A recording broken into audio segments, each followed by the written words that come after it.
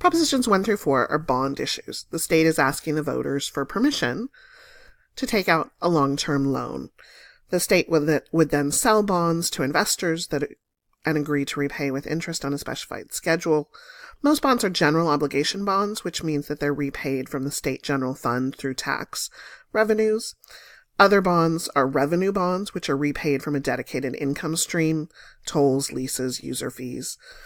So, in the past, the state has used bonds to pay for roads and educational facilities, prison, parks, veterans housing, water infrastructure, all really expensive projects that are used over many years. Bonds help cover those initial costs, and repayment over time means future taxpayers also have to pay for them. Proposition 2 on the ballot is a revenue bond, so there's no impact. This graph looks at the election's impact on the state debt here in the black. That's the general fund debt service ratio, how much is required to pay off the debt and therefore wouldn't be available for other state funds. So let's take a look at the first bond, Proposition 1, bonds for housing assistance programs. The average house in California costs 2.5 times the national average, and average rent in California is about 50% higher than the national average. About 100,000 houses and apartments are constructed each year in California, most by private interests and not by the government.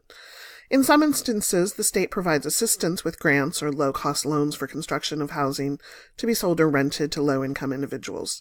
California also receives about $2 billion each year from the federal government to support housing projects. So general obligation bonds are sold to investors and repaid from the state general fund. The state repays principal and interest over time, approximately 35 years for these bonds. A general rule is that principal and interest payments usually are about twice the principal amount of the bonds. So bonds used to fund home loans for veterans are repaid by the veterans through their mortgage payments.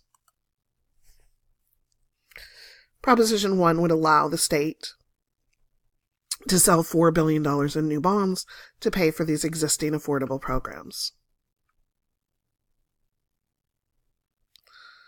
The programs funded are not new, but are existing programs.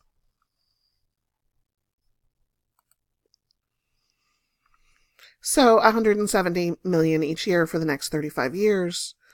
The debt to service ratio impact is about 0.10%. The total repayment estimate is $5.9 billion. People who support Prop 1 say that California needs housing for hardworking families, seniors, and people with disabilities. Prop 1 honors veterans by helping them buy a home when they return for service. Those who are opposed to Prop 1 say it would only provide housing for a small number of people, and if California keeps borrowing money, all residents will end up paying higher taxes. Proposition 2, bonds for mental health housing.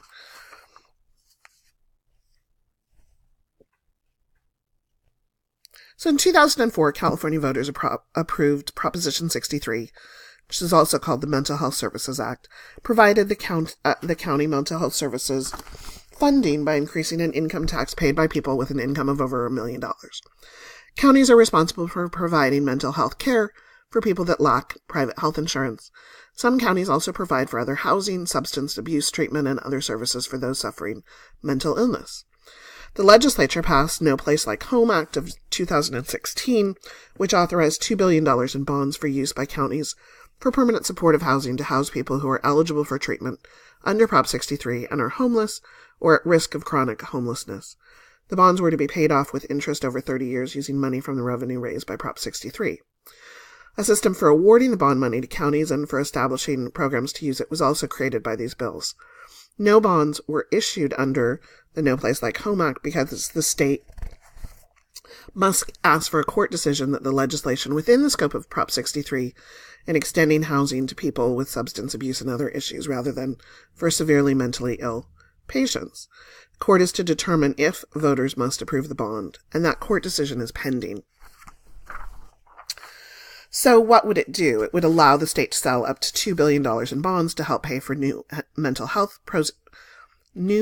health housing program and amends the provisions of Prop 63. There's no effect on the state budget. The money is already provided for from Prop 63, but it would just allow more money to be available for housing. The people who support it say there's no effect on the state budget. More money would be available for mental health housing. The cons, folks who are opposed to it, say that counties should make the decisions when it comes to housing for people with severe mental illnesses, and Prop 2 will help home builders instead of people with mental illnesses. Proposition 3, bonds for water infrastructure. The way it is now, California's water supply faces challenges. The amount and location of available water varies widely from year to year. Unusually wet or dry years can result in local flooding or water shortages. Water may be polluted and unsuitable for any use. Various government agencies in California spend about $30 billion annually in the water sector. Over 3/4 of that is spent locally and largely paid for by individual ratepayers for water and sewage treatment plants and cleanup of storm runoff. The state and federal government play a role by creating regional water supply infrastructure and by setting and enforcing water quality standards. Over the past 17 years, voters have approved $31 billion in general obligation bonds for various natural resource projects, including $4.1 billion from Prop 68 in June of 2018. State has several billion dollars available from these measures, mostly due to be used for water quality supply and infrastructure. Prop 3 would allow the state to sell $8.9 billion in new bonds to pay for water and environmental projects. The money would be spent on watershed protection, drinking water, fish and wildlife habitat, dam reservoirs, and flood protection. Most funds would be distributed as grants to agencies that would have to provide equal matching funds, and the measure provides reduced cost-sharing requirements for projects benefiting disadvantaged communities. The budget effect would be paying back the bonds plus interest, which would cost about $430 million each year for 40 years. The DSR impact is about 0.33, with a total repayment estimate of $17.3 billion. But Prop 3 would also save local governments a couple of $100 million each year because they wouldn't have to provide those local water projects. The folks who are supporting this say that Prop 3 will provide safe drinking water to millions of Californians, and that the state has to prepare now for droughts and floods. The folks who are opposed to it say Prop 3 doesn't do enough to fix the state's water shortage, and too much money would be spent on parks, hiking trails, and wildlife.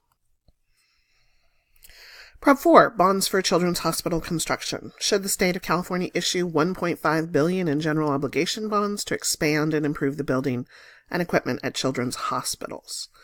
The way it is now, we have 13 hospitals in the state that are considered children's hospitals. Those hospitals provide specialized physical and mental health care services to infants and children. There are 8 nonprofit private hospitals, 5 University of California children's hospitals, and more than 100 other nonprofit hospitals that serve children with complex chronic health conditions who are eligible for California's Children's Services Program. Over half the patients receive Medi-Cal benefits, and only a small amount of funding remains from the previous bonds that are expected to be used by the middle of this year. So what would Proposition 4 do?